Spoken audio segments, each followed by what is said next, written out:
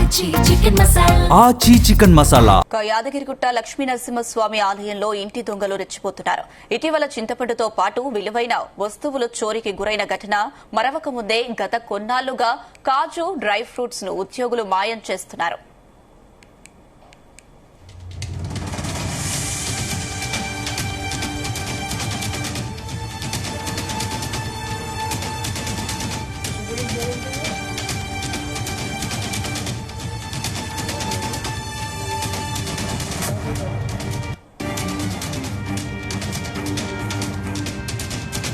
యాదగిరిగుట్ట లక్ష్మీ నరసింహస్వామి ఆలయంలో ఇంటి దొంగలు రెచ్చిపోతున్నారు. ఇటీవల చింతపండుతో పాటు విలువైన వస్తువులు చోరీకి గురైన ఘటన మరవకముందే గత కొన్నాళ్లుగా కాజు డ్రై ఫ్రూట్ ను ఉద్యోగులు మాయం చేస్తున్నారు.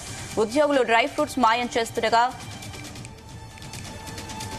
కింది సిబ్బంది గమనించారు. తామేం తక్కువ తినలేదన్నట్లు సిబ్బంది దేవస్థానం ప్రసాదం తయారీ గోదాం ప్రాంతంలోనే కిలోల కొద్దీ కాజు పకోడీ తయారు చేస్తూ దానిని దేవస్థాన ప్రసాద కవర్లలోనే ప్యాకింగ్ చేసి కొంతమంది ఇళ్లకు షాపులకు డబ్బులు భారీగా ఇచ్చే భక్తులకు అమ్ముతున్నారు. దాదాపు 4.5 ఏళ్లుగా ఈ తతంతం సాగుతున్నట్లు తెలుస్తోంది.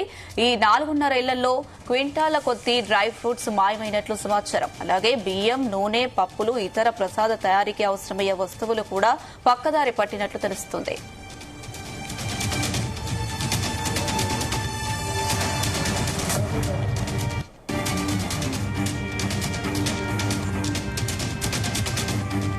ఇదే అంశానికి సంబంధించి మరిన్ని అప్డేట్స్ మా ప్రతినిధి జానయ్య అందిస్తారు. ఎస్ జానయ్య.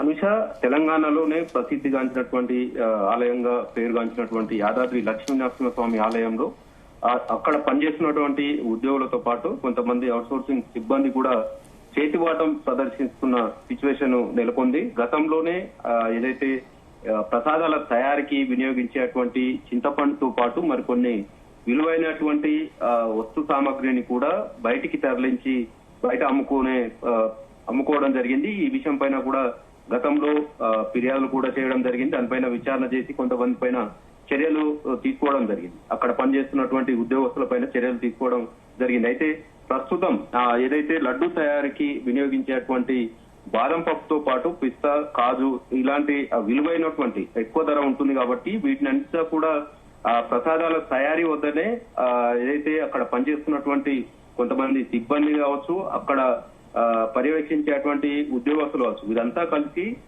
కాజు అలాగే బాదం పప్పు తోటి పకోడీ తయారు చేయడంతో పాటు ఆ పకోడీ తయారు చేసిన తర్వాత అక్కడి నుంచి యాదాద్రి ఏదైతే ఆలయానికి సంబంధించినటువంటి ప్రసాదాలు కావచ్చు, పులిహోర కావచ్చు, వీటిని భక్తులకు ఇచ్చేటువంటి కవర్లలోనే ఈ పకోడీని ఉంచి బయట ఇతర షాపులకి అక్కడ ఏదైతే గుట్ల కింద ఉన్నటువంటి షాపులకి తరలించి అక్కడ విక్రయిస్తున్న విషయం పైన కూడా ఈ రోజు బయటికి రావడం జరిగింది. దీనిపైన అధికారులకు కొంతమంది కింది స్థాయి పనిచేసేటువంటి సిబ్బంది కూడా ఫిర్యాదు చేయడం జరిగింది. అయితే ఇదంతా కూడా యాదాద్రి లక్ష్మీనరసింహస్వామి ఆలయంలో పనిచేస్తున్నటువంటి కొంతమంది ఉద్యోగస్తుల కనుసన్నల్లోనే నడుస్తుందనేది కూడా కొంత ఆరోపణలు వినిపిస్తున్నాయి. దీంతో పాటు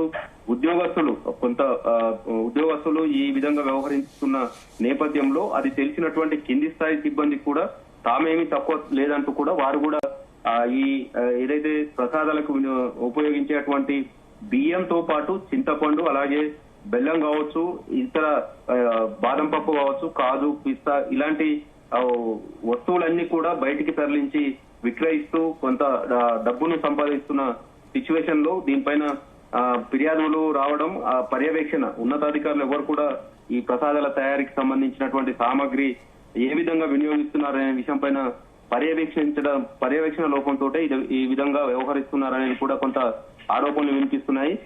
ఎక్కువగా ఈ మధ్య ఎక్కువ భక్తులు కూడా ఆలయానికి వస్తుండడం, ఎక్కువ మొత్తంలో సామాగ్రి అవసరం ఉంటుంది కాబట్టి అందుకు తగ్గట్టుగా కూడా ఆలయానికి తీసుకొస్తున్న నేపథ్యంలో ఇలా ఉద్యోగస్తులు కావచ్చు, కింది స్థాయి సిబ్బంది అంతా కూడా తమ ఇళ్లకు తీసుకెళ్లడంతో పాటు ఇతర షాపులకి బయట ప్రైవేట్ షాపులకు కూడా అమ్ముతూ డబ్బులు భారీగా సంపాదిస్తున్నారు. దీంతో పాటు ఇటు ఈ వ్యవహారం అంతా కూడా గత 4 ఏళ్లుగా కూడా జరుగుతుందనేది కూడా విమర్శలు వస్తున్నాయి. దాదాపుగా క్వింటాల కొద్ది ఈ ఫ్రూట్స్, డ్రై ఫ్రూట్స్ మొత్తం మాయమవుతుండడం పట్ల కూడా ఇప్పటి వరకు ఎవ్వరు ఉన్నతాధికారులు పర్యవేక్షించకపోవడం పట్ల కూడా కొంత విమర్శలు వినిపిస్తున్నాయి. భక్తులకు నాణ్యమైనటువంటి లడ్డు కావచ్చు, ప్రసాదాలు అందించాల్సినటువంటి ఆలయ అధికారులు ఈ దోపిడీకి గురైతున్నటువంటి వస్తువులకు సంబంధించి ఇప్పటికైనా నిఘా ఉంచాలి, నిత్యం పర్యవేక్షణ చేయాలనేది కూడా కొంత డిమాండ్ వినిపిస్తుంది.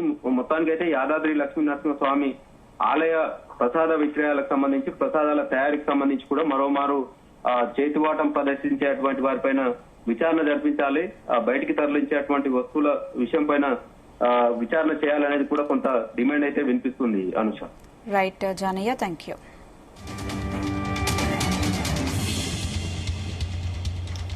ఏంటి